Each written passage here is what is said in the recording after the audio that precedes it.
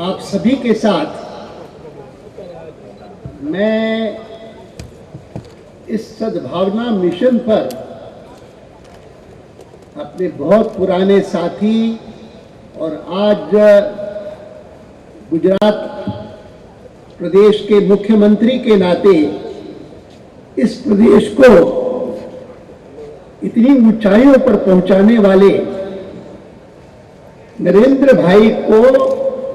अपनी शुभकामनाएं प्रेषित करने के लिए आया था। तनिक भर भी कल्पना नहीं थी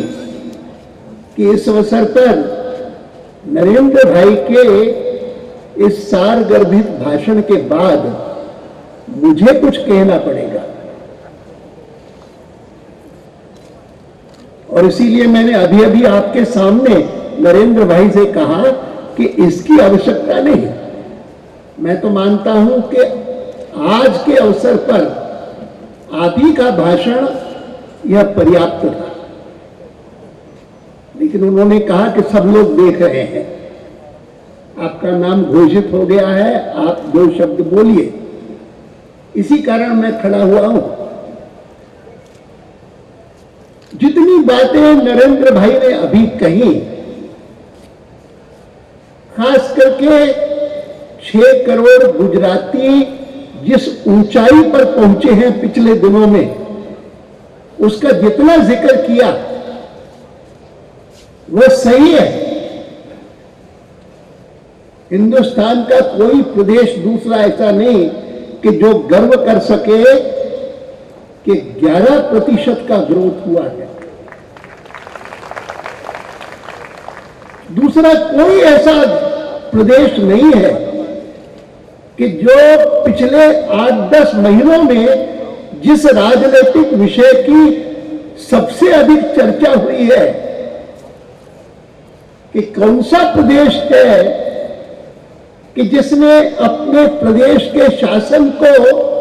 भ्रष्टाचार मुक्त किया है, तो इसमें कोई संदेह नहीं कि वैसे तो मैं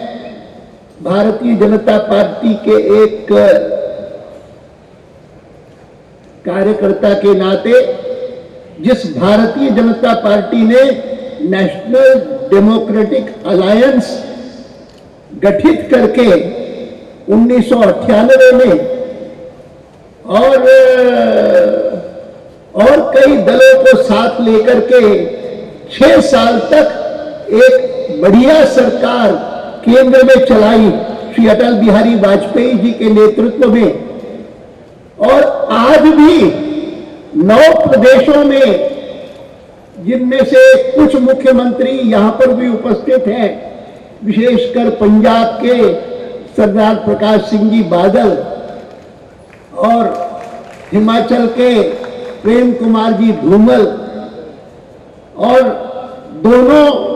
संसद के सदनों में हम प्रमुख विरोधी दल के रूप में काम कर रहे हैं, और राज्यसभा के हमारे नेता अरुण जेटली भी यहां पर उपस्थित हैं। मैं कह सकता हूं कि आज भी एनडीए की सरकारें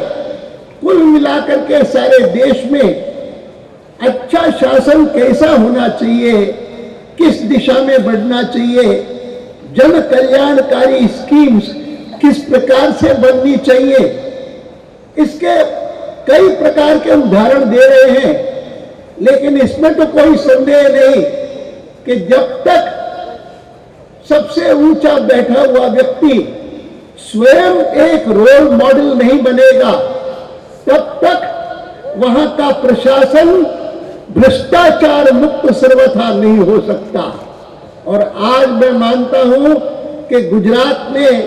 अगर कई मामलों में एक मॉडल शासन का रूप धारण किया है, तो उसमें बहुत बड़ी भूमिका है कि शुरू से लेकर के नरेंद्र भाई इस बात के लिए दृढ़ संकल्प थे कि मेरी सरकार में ईमानदारी से काम होगा, बेईमानी को बर्दाश्त नहीं किया जाएगा। मैं ये मानता हूं कि हिंदुस्तान में अच्छे शासन की दृष्टि से आम व्यक्ति की सुरक्षा की दृष्टि से दो चीजों के प्रति जीरो टॉलरेंस का एटीट्यूड होना चाहिए। एक भ्रष्टाचार के प्रति और दूसरा आतंकवाद के प्रति जीरो सहिष्णुता, शून्य सहिष्णुता, ये अपना करके चलेंगे तो जिस प्रकार की कल्पना हम गुजरात के लिए ही नहीं पूरे भारतवर्ष के लिए करते हैं, वह कल्पना कि दुनिया के देशों में भारत ऊंचाइयों पर, ऐसी ऊंचाइयों पर पहुंचे कि दुनिया सारी इस बात को माने कि 20वीं शताब्दी भले पश्चिम की शताब्दी रही हो, 21वीं शताब्दी यह भारत की शताब्दी बनेगी। यह तब हो सकेगा जब भ्रष्टाचार के प्रति और आतंकवाद के प्रति एक जीरो टॉलरेंस का एटीट्यूड होगा। गुजरात में नरेंद्र भाई के नेतृत्व में यह दोनों बातें संभव हुई हैं। इसी कारण मैं समझता हूं कि आज वे यहां पर पहुंचे हैं कि जिस कारण से कुछ लोगों के मन में थोड़ी बहुत गलतफहमी हुई होगी, उसको भी दूर करने के संकल्प से यह सद्भावना मिशन उन्होंने शुरू की है। और उन्होंने कहा है कि केवल मात्र विकास के लिए नहीं, केवल मात्र सुरक्षा के लिए नहीं, लेकिन इसलिए भी कि दुनिया भर के सामने गुजरात एक रोल मॉडल बने सद्भावना का, शांति का, सहकार का, सहयोग का। इस दृष्टि से भी आज का यह यज्ञ उन्होंने शुरू किया है। मुझे विश्वास है कि यहां पर आए हुए सभी लोग इस दृष्टि से पूरी शुभकामनाएं और आशीर्वाद, मैं उनसे बड़ा हूं इस कारण आशीर्वाद भी दे सकता हूं। यह आशीर्वाद देता हुआ मैं अपने ये 2 शब्द समाप्त करता हूं।